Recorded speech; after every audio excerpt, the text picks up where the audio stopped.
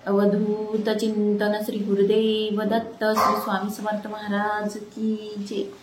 श्री स्वामी समर्थ। जय जय स्वामी समर्थ। स्वामी तू माझा आधार या आपल्या चॅनलमध्ये सर्वांचं खूप खूप मनापासून स्वागत करते।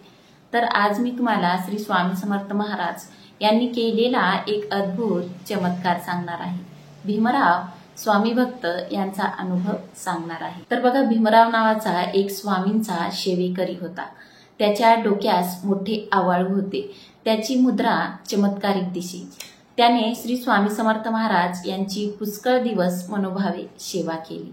रोज नित्य नियमाने भीमराव व त्याचा मुलगा बागेत जाऊन टोपलीभर फुले श्री स्वामी समर्थ महाराज यांच्याकरिता आणीत असत। सेवेकरी मोठ्या थट्टेने त्याला 2 डोक्याचा माणूस असे म्हणून हाक मारीत। एके दिवशी श्री स्वामी समर्थ महाराज आनंदाने दुरून भीमराव येताना पाहताच तेथील सेवेकरी त्यास 2 डोक्याचा माणूस आला असे म्हणून थट्टा करू लागले।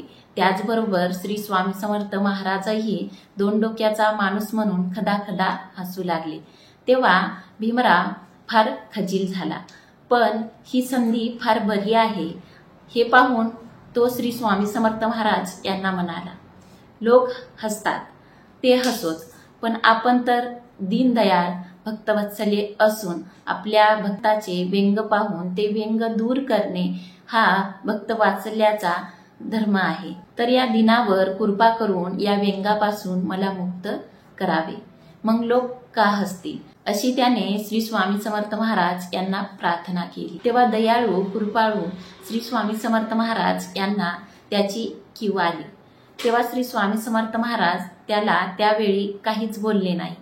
पण रात्री भीमराव निद्रिस्त असता श्री स्वामी समर्थ महाराज त्याच्या स्वप्नात येऊन श्री स्वामी समर्थ महाराज यांनी त्याच्या डोक्याच्या आवाळूवरून हात फिरविला। सकाळी भीमराव जागा होऊन पाहतो तर त्याच्या डोक्याचे आवाळू हे फुटून त्यातून इतभर कातडे लोंबू लागले।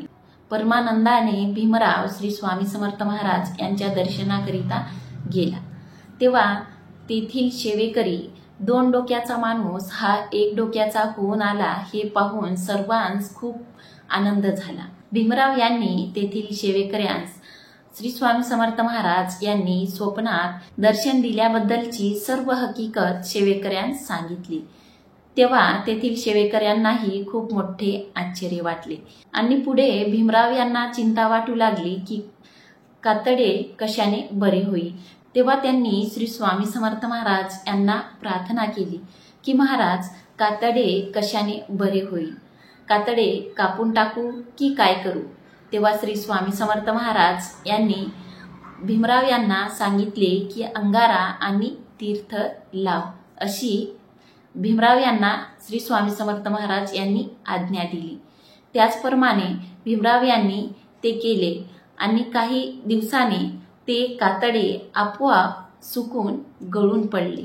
अशी श्री स्वामी समर्थ महाराज यांची अगाध लीला। अशक्य ही शक्य करतील स्वामी। तर तुम्हालाही हा अनुभव पाहून नक्कीच आश्चर्य वाटले असेल।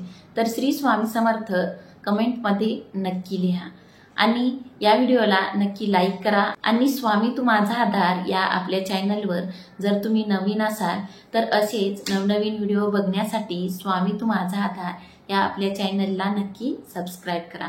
तर भेटूया असेच एका नवीन विषयावर पुढच्या व्हिडिओमध्ये। धन्यवाद। श्री स्वामी समर्थ। जय जय स्वामी समर्थ। श्री स्वामी समर्थ। जय जय स्वामी समर्थ।